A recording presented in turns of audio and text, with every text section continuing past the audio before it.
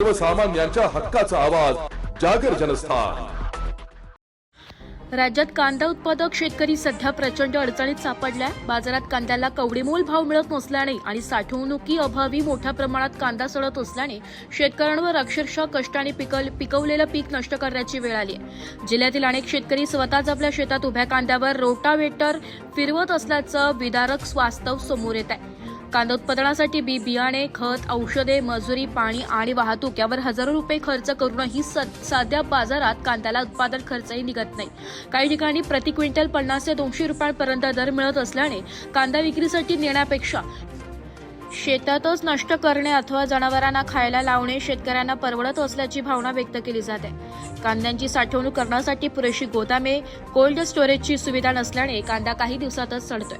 शासनाकडून हमीभाव व भाव स्थिरीकरण निधी, निर्यात धोरण याबाबत केवळ घोषणा होत असल्या तरी त्याचा प्रत्यक्ष फायदा शेतकऱ्यांपर्यंत पोहोचत नसल्याचा आरोप शेतकरी करीत आहेत। एवढ्या कष्टाने पिकवलेला कांदा नष्ट करताना काळजाला चटका बसतो, पण बाजारात नेला तरी नुकसानच पदरी पडतं, अशी व्यथा अनेक शेतकऱ्यांनी व्यक्त केली आहे। सातत्याने अशी परिस्थिती येत असल्याने पुढील हंगामात कांदा पिकवायचा की नाही असा प्रश्नही शेतकऱ्यांसमोर उभा राहिलाय।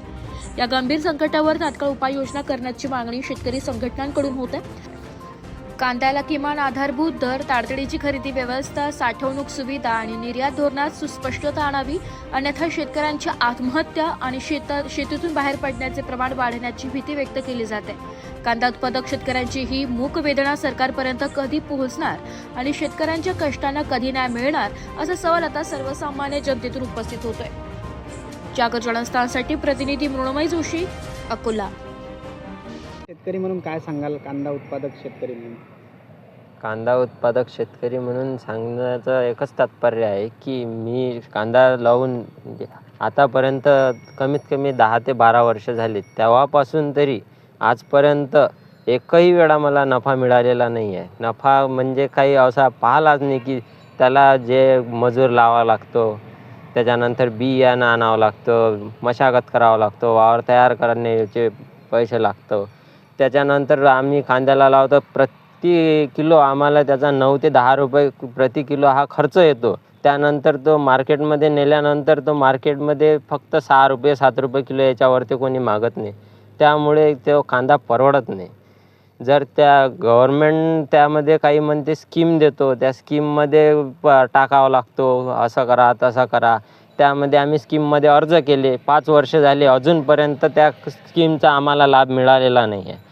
त्या स्कीममध्ये आम्ही विचारतो त्रुटी कुठं आहे, तर त्रुटी कुठंच नाही आहे म्हणते। आज ना उद्या सँक्शन होईल, कांदा चाळ होईल, तुम्हाला वेअरहाऊस देऊ, अजूनपर्यंत मिळालं नाही, कधी मिळणार हे पण सांगता येत नाही।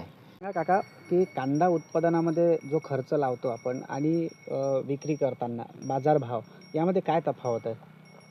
कांद्याचा खर्च म्हणजे असा आहे की बी 3000 रुपये किलो आणि मशागत त्याची इतकं करून समजा जवळपास 50 ते 60 हजार रुपये खर्च येते एकरी। खर्च आल्यानंतर 30-40 हजार रुपयाचं उत्पन्न होते, कारण उत्पन्न असं होते की भाव मिळत नाही, त्यामुळे उत्पन्न होत नाही, म्हणजे कास्तकाराला परवडत नाही। कमीत कमी कांद्याला भाव सुरुवातीला निघाला त्यावेळेस 12 रुपये किलो जरी पाहिजे कमीत कमी, त्यावेळेस परवडते, कारण 700-800 रुपये क्विंटल जर असला तर काही परवडत नाही। मला सांगा, जे साठवणुकी अभावी म्हणजे कांदा काढल्यानंतर, पीक काढल्यानंतर साठवणुकीची जे आपल्या इकडे साधनं नाही आहेत किंवा साठवणुकीच्या अभावामुळे कांदा सडतो, तर त्याच्यामुळे हे पीक घ्यावं की नाही घ्यावं असं आपल्याला कधी वाटतं का? कधी कधी असं वाटते की शासनाने चाळी देतो म्हणतात, अर्ज करून 4-4, 5-5 वर्ष झाले, अजूनपर्यंत आम्हाला चाळ भेटली नाही। कृषी विभागाकडे अर्ज केले पण चाळ भेटली नाही। चाळ जर भेटली तर साठवणूक केल्या जाते, साठवणूक केली तर भाव नंतर भेटू शकते, पण सुरुवातीला काढल्याबरोबर काही भाव भेटत नाही। परत मला एक प्रश्न विचारायचा आहे तुम्हाला, की अशी एखादी वेळ येते का आपल्यावर की आता ह्या कांद्याला आपण लावलेले एवढे खर्च आणि उत्पादन जे निघालेलं आहे मार्केटमध्ये जात आहे त्याला भाव मिळत नाही, त्याच्यामुळे आपल्याला रोटावेटर फिरवण्याची वेळ येते? बरेचदा आम्ही कांदा काढल्यानंतर त्यांनी तो ढोराईपुढे फेकून नेला, कारण की भावामुळे परवडत नाही आणि मार्केटमध्ये न्यावं तर त्याची वसुली होत नाही, त्यामुळे आम्ही फिरवत होते.